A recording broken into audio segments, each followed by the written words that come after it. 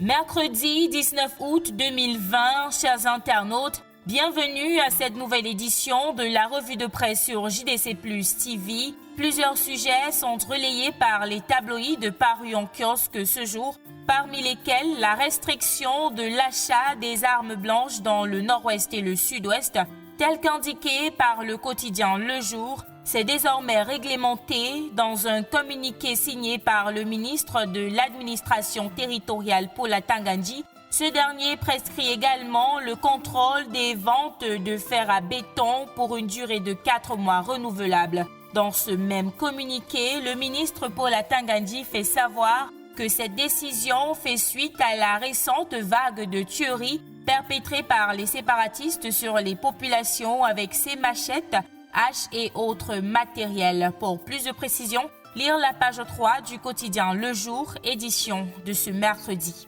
Cette information est reprise par le quotidien Mutation qui titre « Nord-Ouest et Sud-Ouest chasse aux armes blanches ». Le journal de Georges-Alain Boyomo énumère les conditions posées par le ministre à Tangandji pour pouvoir posséder une machette, une hache ou encore un fer à béton dans ces deux régions du pays où ces objets sont de plus en plus utilisés pour décapiter les citoyens.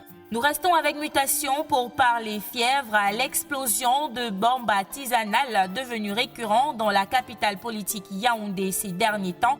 Mutation nous apprend que la psychose de lundi dernier au ministère de la fonction publique et de la réforme administrative a atteint d'autres services publics. Pour en savoir lesquels, lire la page 5 du quotidien Mutation, parution de ce mercredi 19 août 2020. Poursuivons notre revue de presse avec Cameroun Tribune. Le quotidien national bilingue nous fait savoir qu'hier mardi 18 août, des regroupements de femmes vivant dans le sud-ouest ont manifesté, ont organisé une marche de protestation contre la barbarie sécessionniste dans cette région, notamment les tueries de ces derniers jours. Le quotidien nous fait savoir que par ailleurs, un émissaire du Premier ministre, chef du gouvernement, est allé reconforter la famille de Comfort Toumasson, brutalement assassiné la semaine dernière à Moyoka. Parlons de toute autre chose à présent avec le quotidien Le Messager qui nous fait savoir que dans l'affaire Bouba Simala, Kavaye Djibril joue et perd.